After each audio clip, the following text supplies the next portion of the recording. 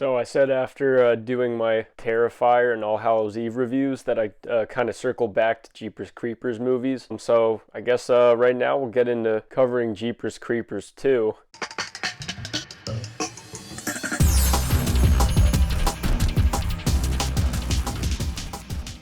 I think after seeing Jeepers Creepers Reborn, it kind of definitely puts things in perspective with how much I like this movie, that's for sure. Now, a lot of people really like that first one the best and kind of consider 2 to be an inferior sequel, although I have never seen 2 get remotely the amount of hate that 3 and 4 get, and that's very understandable. But I actually prefer this one over the first one. So while the first one kind of slowly ratchets things up, reveals more throughout the movie, and then you kind of get a slow reveal, this one kind of takes the concept and really runs with it. It heightens the action, the suspense, the horror, the scares. I really just think that it improves on the first one in pretty much every way. They also get to creatively kind of incorporate the Creeper's powers into this. You have great scenes like when he gets the pole through the head and then he takes someone else's head off and kind of replaces his, and you just see how that works. It's just like great to see that kind of escalation, and you get to see more,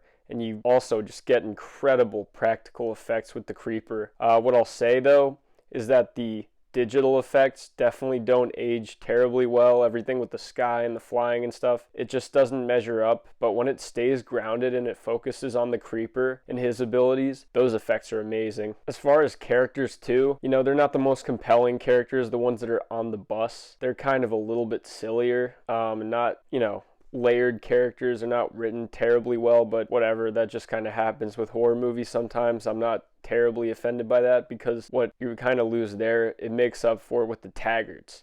Now, I think that they're very good characters. They have a very compelling motivation for wanting to take the Creeper down, and you're really rooting for them to kind of rise above and actually kill this thing. As far as even with the bus, like the school characters, I don't think they're awful, and the main focus isn't really on them as characters. I don't think that matters as much as kind of just you seeing the horrific situation they're put in and kind of wanting them to survive. The alternative of death is just very scary for them, and they put them in a great deal of peril, and you really feel like at any point anybody could get it. That's just kind of something that stuck with me, and this movie legitimately scared the shit out of me when I was a kid. This is one of those nightmare fuel type movies that I kind of grew up being afraid of. There's not too many of them, but this is just, I don't know if it was just wrong time, wrong place or whatever. There's also a significant more amount of carnage in this movie than there is in the first one. The first one kind of does things slowly and just kind of grosses you out sparingly, but this one goes all out. It really ramps things up. It really gives you a whole lot more. It's a bigger sequel in pretty much every way, which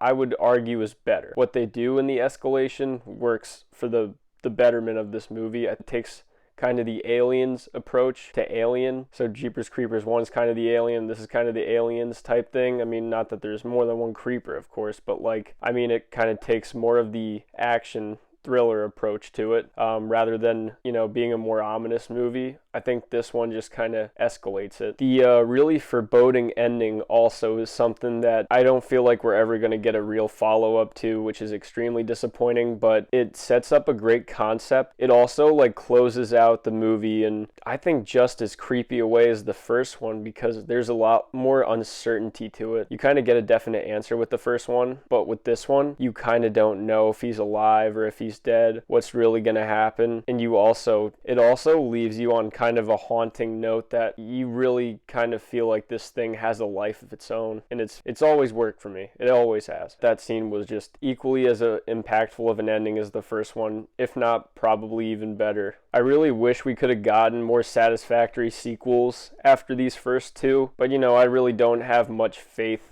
and what they're going to do with the franchise next, if there even is a future for this franchise, because 3 and 4 just tank things so much and pretty much take away any goodwill that the fans had before. I'm not going to hold my breath on another one. I'm not going to hold my breath on another good one. Much as I'd like to see it, and I'd like to see an actual continuation to this movie, I'm not expecting it, unfortunately. But for now, we have 2 pretty solid, pretty great Jeepers Creepers movies, and you can't take that away regardless of how many bad sequels they make. Thanks for watching my review for Jeepers Creepers 2. I'm going to be doing another review for Jeepers Creepers 3 soon enough, and then I'll probably try and do a ranking. So I still want to do All Hallows Eve 2 and do a ranking of the Terrifier and All Hallows Eve movies. So sure that'll be out soon versus later. Till then, see you guys.